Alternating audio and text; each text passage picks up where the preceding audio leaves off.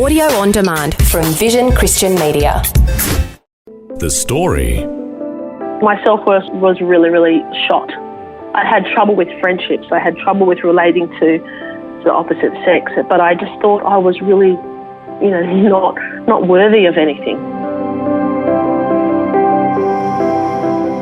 G'day, I'm Jimmy Colfax. Welcome to The Story. Well, Sarah Petchell says that God has taken her on a journey through the muddy waters that life has to offer. And that life journey has taken her through a troubled childhood to become a chaplain and being selected as the co-captain for the Invictus Games. Sarah will share her inspiring story with us today as she has a chat with Eric Scatterbo via the telephone from her home in Brisbane. And parents, we want to warn you that due to the adult themes that will be discussed regarding sexual abuse, today's program is not appropriate for young listeners. Sarah Petchell, welcome to the program. Hello, glad to be here. Glad to have you with us. And the Invictus Games, what exactly is that? The Invictus Games is a games that was created by Prince Harry, I think it was about 2014. He was inspired by watching the Warrior Games in the United States. And he created these games for wounded soldiers, sailors and airmen and Marines who were either suffered an injury or were rehabilitating injuries, a way for them to regain some of that was lost, competing in sports, competing against other countries, and in adaptive sports. So those people that have perhaps lost limbs, or those that have musculoskeletal injuries, those that have mental health injuries. There is so many opportunities for everyone to be able to step up and compete, and just great camaraderie, and just a great environment, encouraging you to be better. So the fact that you're participating in these games means that obviously you were involved in the military? Yes, I have been involved in the Australian Army as a reserve member and as a full-time member for about 22 years now. And it also means that you have some type of injury or something like that? Yes, I do. I don't have a specific mechanism of injury, but I have gained injuries across my service. So I have injuries to my feet, my back, my shoulder, and those are just something that I've developed, like the injuries that I've developed over the course of my service, yes. Okay, so that qualifies you to participate, and you actually were in the 2018 games, is that right? Yes, I was down in Sydney. It was a great experience. Okay, well, we're going to talk a little bit more about the Invictus Games that you were selected the co-captain for. But first, we want to find out a little bit more about you and your background. Where were you born and raised? I was born in Sydney, and that's where I grew up. In a family of 3 brothers, 1 sister, so there was 5 of us all together. And my mum migrated to Australia from Malta when she was 5 years old, and my dad was in the military himself, an Australian from Western Australia. And you had a bit of a troubled childhood. Yes, definitely a challenging childhood.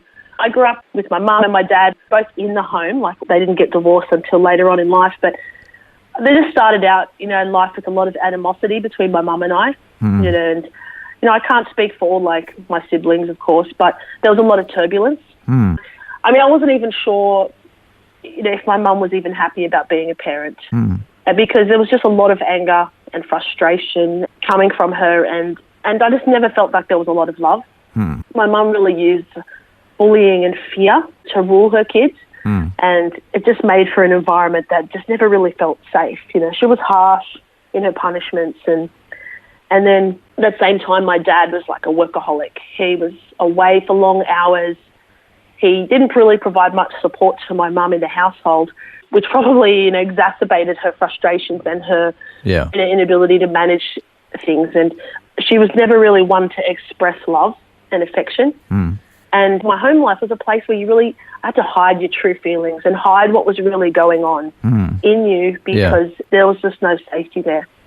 And like every kid, all I ever really wanted was, I guess, to be seen, to be loved, to be accepted, to be looked upon as just amazing for whatever it is, looked upon with real love. And it's just something I never really felt. And then, unfortunately, things even got worse. In an environment like that, and I know it's not uncommon, being that it wasn't safe, I was vulnerable. And because of that vulnerability, I became subject to sexual abuse. And it's an easy word to roll off the tongue and just say sexual abuse, but there's so much more that's involved in that. And in my prepubescent years, that sexual abuse really really laid these weeds in your life, weeds that will take years and years to come out, because it introduced me to sexual activity, sexual feelings, and that sexual exposure at such a young age just does so much damage to how you see yourself, how you relate to others, and your value. And I really had an issue with seeing my value, because it's not something I ever had that I felt I had given to me by my parents, that I was valuable, just because. And I became only valuable for sexual exploitation. So for all the reasons you're mentioning, you go into your teenage years very confused, and confused specifically about your self-worth. Absolutely. My self-worth was really, really shot. And high school is difficult enough as it is. I had trouble with friendships. I had trouble with relating to the opposite sex. But I just thought I was really, not worthy of anything. Yeah. It's like my value is that I'm an object and I have no choice in that matter. So, that's just terrible. I mean, the exact opposite of what you want for a young child. You want a young child to feel nurtured and accepted and loved and valued for who they are as somebody created by God uniquely with special gifts. And yet, as you're saying, you had the exact opposite feeling about yourself, that you were just, low valued. Absolutely. So that all those things confuse you. You're feeling like you're just an object, as you mentioned. It's just terrible. And that sets you up for poor relationships with the opposite sex. Yeah. There's something really significant that happened around this time. Like, I had always grown up knowing the existence of God, as I had a traditional upbringing in faith, but I never had a personal connection. But I can tell you for sure that God was looking out for me, because there was this one occasion where I had decided my worth was purely as a sexual object. That's all I was. That's all my value was. And I had decided I wasn't going to be in the home where there was lots of arguing and there was lots of just rejection, that I was going to run away. In Sydney, there's a place called King's Cross, which is known for prostitution. And I had decided, I must have been maybe 15 or 16, or maybe even 14. I had decided I was going to run away and I was going to become a prostitute. Because that's all I was worth. Wow. And I had packed a few things up and I had $2. That's all I had. Now, it would have cost me $1.10 to get on the train and head into King's Cross. And I thought, surely I'm young and that's all I'm worth is sex, so I'm sure I'll be able to make some money there and live my life there. And I remember rationalising that and thinking this was a good course of action. Like, how crazy is that? On my way up to the train station, because it was probably like maybe 6 p.m., I felt so hungry. I felt really, really hungry. And I passed by this pub that had a countertop meal, roast and veggies for $2. Wow. Not a word of a lie. And I decided, well, I'll just go get some food. And I went in and I had a countertop meal for $2. And then I just went home. But I had it in my mind that that's what I was going to do. Yeah. And I can tell you right now, who's ever heard of a $2 countertop meal? Yeah, I was just going to say that, yeah. Who's ever heard of such a thing? But I can tell you, I can remember it being written on the chalk board outside the pub. And I went there and had that meal, and I was like, oh, I can't go to the train station now because I don't have money. Like, really, I could have just hopped on a train without even paying back in those days. Yeah. But because I was still a child and I was thinking, oh, you have to pay to get on the train.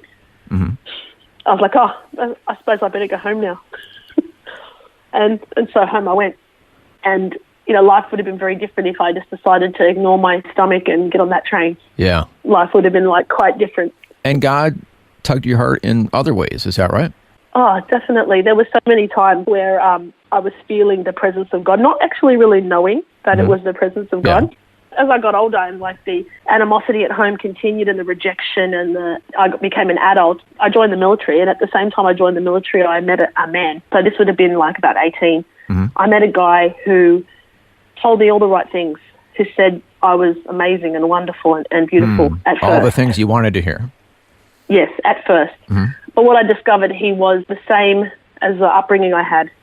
He was psychologically manipulative. He was emotionally abusive, telling me how horrible I was and how I needed him, and if I didn't have him, I'd never have anyone. Just how rejected I was by my own family. And he kept telling me that. And because it's similar to the story that you've been hearing in your upbringing, it kind of like makes sense. It's like, oh, maybe it's true what he's saying. So doubting your self-worth. Yeah, absolutely. But he was so much worse. And I can imagine some people, they hear about a person being hit in a relationship and say, oh, why don't you just leave? But it's not as simple as that. You feel trapped. I felt like I had nowhere to go. This was the sum of me, and this was all I deserved. Well, when you feel that, why would you go anywhere? Because this is all you deserve.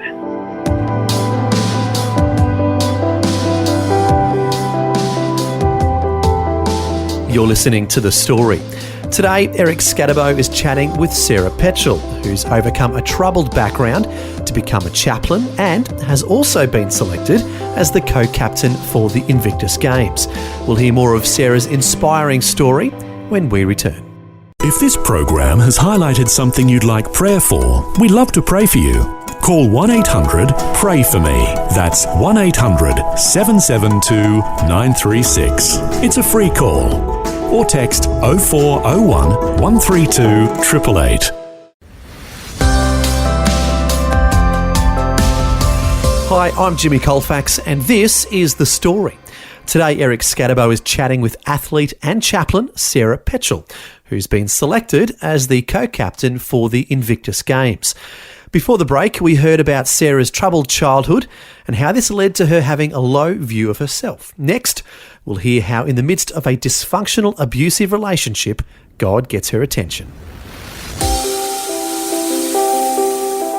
I just remember this relationship was escalating, the violence was escalating. And one time the violence was quite bad, and it almost made me have an awakening. It's like something's wrong, but I couldn't figure out what it was. Something is wrong here. And on the way to work, I would drive past this church. I drive past this church all the time, and it kept grabbing my attention. And I was like, oh, I might just go in that church, just have a look. And I walked in, and every single thing that they said in the church, from the sermon to the worship, it was like it was all targeted to me. They talked about, who do you have around you speaking value into your life? Who is the person that you have around you? Think about those people because they shape your life. And I was like, oh my goodness, who do I have around me? Yeah. And then one day, this speaker came. It was a guest speaker. Her name's Christine Kane. And she speaks about a story of being sexually abused. She speaks of a childhood that I found similarities in. And I had never heard of someone ever speak like this. Never in my life. So you realize you're not alone. Yeah, and speaking about me. And it's like, was anyone else in the room? I don't even know. Because I believe it was speaking to me. And it was that time, that day, that God really showed me his love for me. He turned up, and that I decided to make the commitment to change. So that was the beginning of your journey toward your Heavenly Father. But unfortunately, there were some stumbles along the way. Absolutely. And the thing is, it didn't just go away. You take that journey and all of a sudden everything's fine and dandy. It was a challenging journey from then on because I was still in this relationship, or sort of. I was sort of in the relationship because I was still living with that person even though we weren't in a relationship, and he was still the same person. And I still had all of my past, all the demons from my past to deal with. And metaphorically, yep. Yeah, trying to figure out, okay, how do I make a change in my life? Some months down the track, I became pregnant. And I was young. I was 22. I was confused, like, what's going on? Yeah, so suddenly you're a single mother and all the challenges that come with being a single parent. Yeah, but it was because I was pregnant, because this child was coming into the world, it made me snap to attention.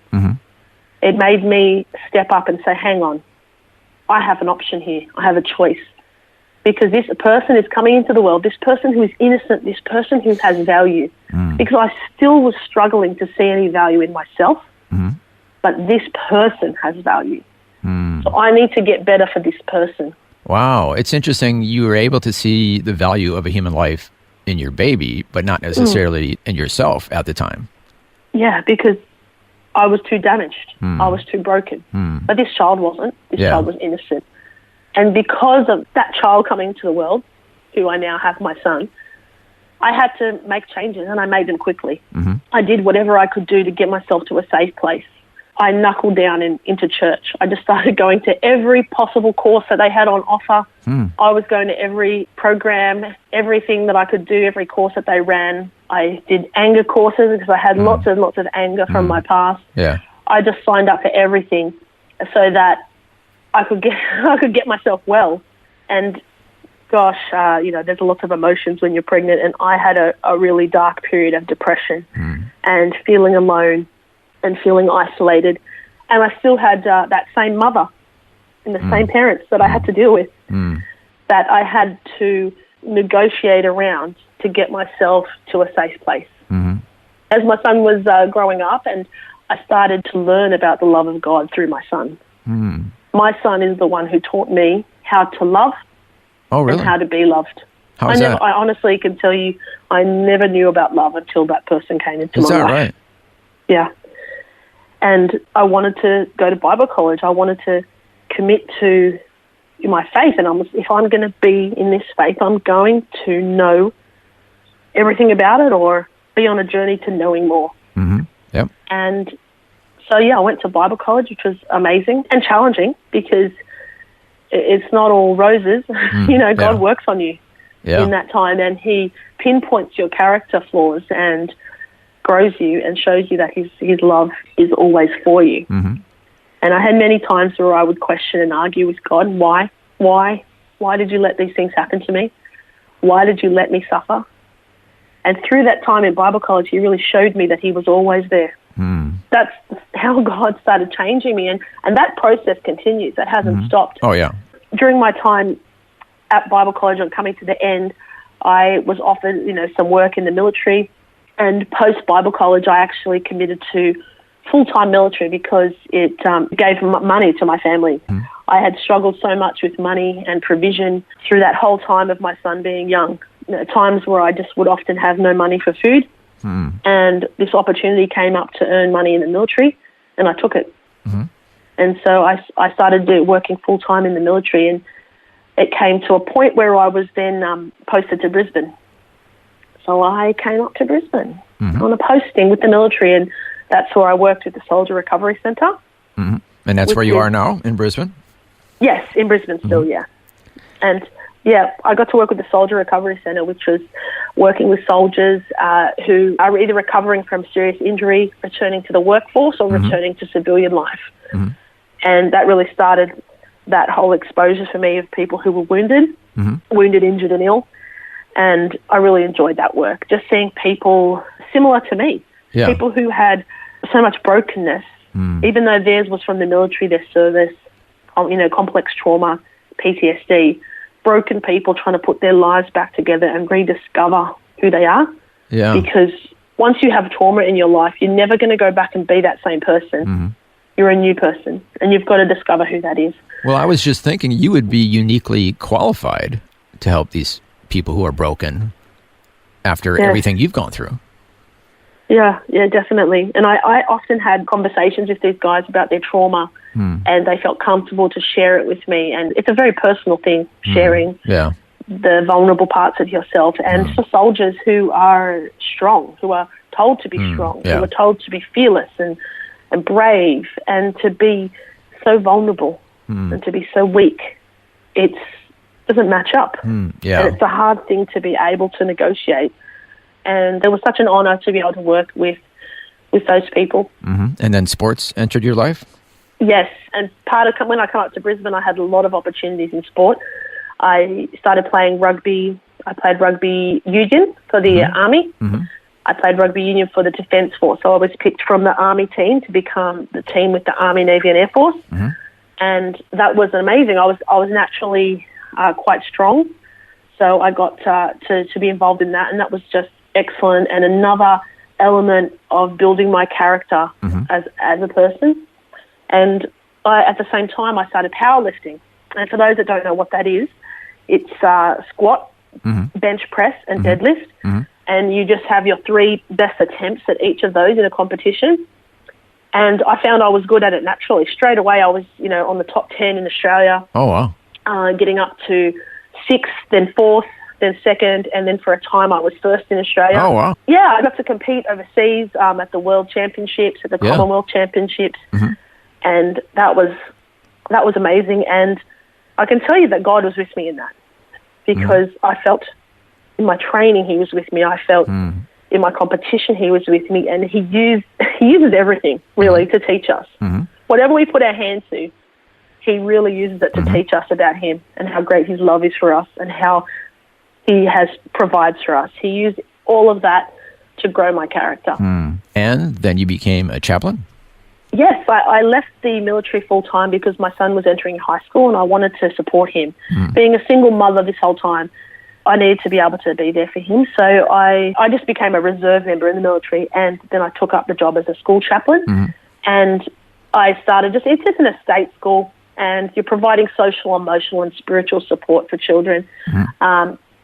It's an amazing environment working with kids in school. You just get to be there for them in their hard times. And, you go from one extreme, working in the military with soldiers who have PTSD, to working with kids who are having friendship problems. But in those two circumstances, they're still greatly impacting that person. There is no level of that's worse than that, because it has dire effects on both people. And so being able to come alongside kids is such an honour. And families and also parents. And I got a job as a hospital school chaplain. So there's a school that exists inside the Children's Hospital in Queensland, and I got to be the chaplain there. And I can tell you that was another amazing honour to be able to be with families in these situations. And I've experienced some of the most amazing things. I've been with children going through leukemia treatment and different kinds of cancer treatments, and with families when they first discover their child has this serious disease. I've been with families when their children are passing away. Sorry. It's such an honour to be in a child's life. It's such an honour to be there with their families and to be able to serve people in that way. To be able to love upon them in their last days. And it is such an unnatural feeling when a child dies. It feels like that was not God's intention for the world. And they have definitely impacted me, and they've grown my love for God, they've grown my love for families, they've grown my love for people. Yeah. I'd imagine that the parents really were grateful for you being there through all of that. Yes. Well, I think often that I get more out of it than I give, because I get that honour of being there with them. And often as a chaplain, all your job is just being there. Yeah, you don't have any medical, skill or ability there. You just share the burden, because seeing your child in emergency, in intensive care, with 8 or 9 doctors operating on this small little person doing this procedure, and you're the parent and you are helpless. Your child's life is in their hands, and there's just a weight that is there. There's a weight in the room. Yeah. And I believe I stand alongside to be able to help carry that weight. Yeah. So that someone else can experience the horror of this moment, the fear of this moment, and someone else has hope for you in this moment. And that's what I try to bring, hope. In a circumstance, in a situation. Unfortunately, we're quickly running out of time, but we need to get to how you were selected. Invictus Games. Yes. So I, having all of that, that in my background, I decided to sign up for the Invictus Games because I have a family history in the military. My grandfather was wounded in the Second World War. He was shot in the head. He survived, or else I wouldn't be here. My father served in Vietnam and was also wounded, and here I was, that third generation, having injuries, and I decided to step up and take this opportunity for myself, but also for my family, essentially. And I got selected for the team, and I competed in powerlifting, which is bench press, but with your adaptive, so your legs are up. Rowing, so it's called. So you're sitting on the rowing machine, you're pulling the rower for 4 minutes and for 1 minute. I competed in athletics, which is discus and shot put. And I didn't do too bad. I got a gold medal and some bronze medals, but But the medals aren't really the focus of the Invictus Games. It's just really about stepping up and competing and being in an environment of inclusivity and an environment that requires you to dig within yourself and compete. And that experience was amazing. I met some of the most amazing and inspiring people that have overcome so much. And it just helps me to put into perspective, you know, when I have issues, when I have problems, when I have those demons coming up from the past, to say, hey, that person can get through that. That child can get through that. That soldier can get through that. Then I can get through this. And after those games, I can tell you, I was absolutely going to apply for the next one. And so I did. I did apply for the next games and got picked. And as you said earlier, I did have the honour of being selected as a co-captain of the next Invictus Games team. Wow, that's fantastic. You have been through so much, but the Lord has been faithful and has guided you through it all, and you have put your faith and trust in Him, and He has helped you to overcome so much. Yeah. Thank you so much for sharing your story with us today. Thank you so much for your time. Well, we began today by mentioning that Sarah Petchell says God has taken her on a journey through the muddy waters that life has to offer. And we certainly heard how that was the case. Sadly, the abuse of her childhood left her confused and mistakenly thinking that she had little value. To be honest, I really felt for her when she spoke about her lack of self-worth. It's heartbreaking to think that the evil one can be so deceptive. But one of the main reasons we do this program and share stories like Sarah's is to let listeners know what their true worth is and how God sees them as priceless. David says to the Lord in the book of Psalms, "You created my inmost being. You knit me together in my mother's womb. I praise you because I am fearfully and wonderfully made. Your works are wonderful. I know that full well." Well, if you can identify with Sarah's story and can identify with some of the struggles she went through, we'd love to pray with you. Our prayer line is 1-800-PRAY-FOR-ME. That's 1-800-772-936. And we'd love to pray for you and have your eyes open to God's everlasting love for you. Once again, that number is 1-800-772-936. Well, thanks for joining us for Sarah's powerful story. I'm Jimmy Colfax, encouraging you to share your story with someone today. Thanks for taking time to listen to this audio on demand from Vision Christian Media. To find out more about us, go to vision.org.au.